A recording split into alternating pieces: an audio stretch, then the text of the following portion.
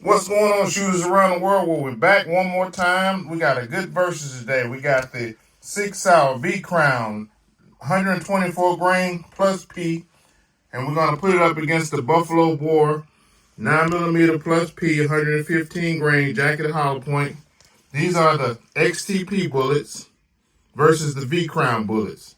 As we can see, they're sealed. They're nickel plated primers, sealed, and the V Crown is supposed to be NATO, so the primer should be sealed, but I don't see any sealant. We're going to get out to the range and just see exactly what kind of speeds and velocities we're going to get in accuracy. This is also a jacketed hollow point. The box is a little scraped up. This is some old ammo. I just wanted to pull out the closet and see exactly what kind of accuracy and speeds we're going to get. So let's go, guys. Let's get out to the range. Buffalo Bore 115 grain jacketed hollow point, the XTP bullet versus the SIG SAUER 124 grain plus P V Crown jacketed hollow point, and it's actually NATO ammo. So let's get out to the range and let's go.